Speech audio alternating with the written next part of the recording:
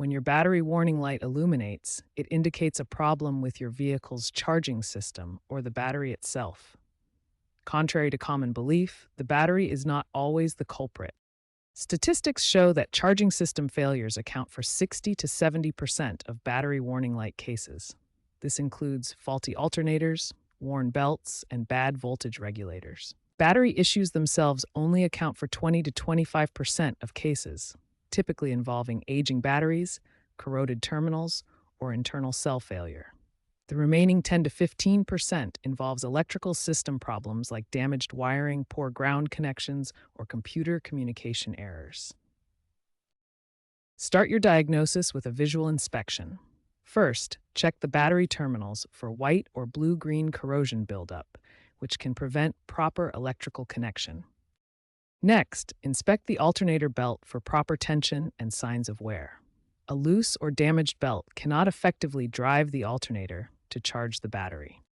Check all electrical connections for tightness and signs of damage.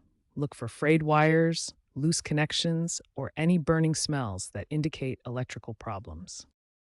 Use a multimeter to test your battery voltage. With the engine off, a fully charged battery should read 12.6 volts, while 12 volts indicates a discharged battery. With the engine running, the voltage should read between 13.5 and 14.5 volts. This indicates the alternator is properly charging the battery. Readings below 13.5 volts suggest a charging system problem. This voltage chart provides a comprehensive reference for interpreting your battery readings. The left side shows charging voltages while running, and the right side shows resting voltages with corresponding charge percentages. Understanding alternator components helps in diagnosis. The pulley drives the rotor, which creates electricity in the stator windings. The rectifier converts this to direct current for your battery. If you have access to a diagnostic scanner, retrieve trouble codes for more specific information. Common codes include P0562 for low system voltage and P0620 for generator control circuit problems. Remember these key diagnostic steps. Start with visual inspection, test voltage with a multimeter both at rest and while running, use a scanner for specific trouble codes, and don't automatically assume the battery is at fault. Once you've addressed the underlying battery or charging system issue, you need to reset the warning light. There are several methods depending on whether you have a diagnostic scanner. The first method requires no special tools, just disconnect the battery. Start by turning off the engine completely and removing the keys from the ignition. Disconnect the negative battery terminal first. This is the black cable.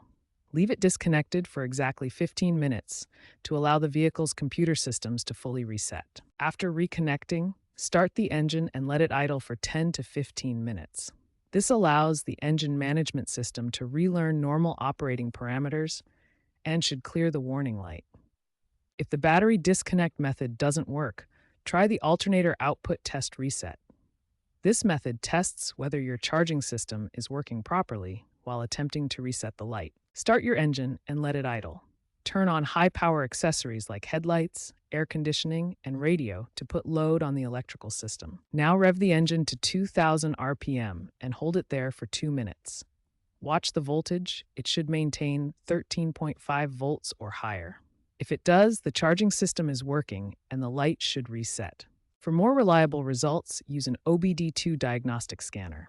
This method provides precise control over the reset process and can identify any remaining issues. Connect the scanner to your vehicle's OBD2 port, usually located under the dashboard. Retrieve all diagnostic codes first to confirm the issue has been resolved. After clearing the codes, perform a test drive to verify the reset was successful. The scanner method is most reliable because it ensures all related systems are properly reset. Some vehicles require special procedures after battery replacement. German cars like BMW and Mercedes often need battery coding to register the new battery's capacity with the vehicle's computer. General Motors vehicles may require battery registration, while Toyota and Honda hybrids need specific reset sequences for their dual battery systems.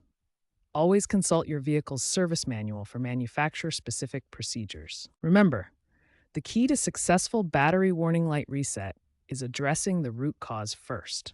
Whether using the simple disconnect method or professional scanner, always verify the underlying electrical problem is resolved before attempting any reset procedure.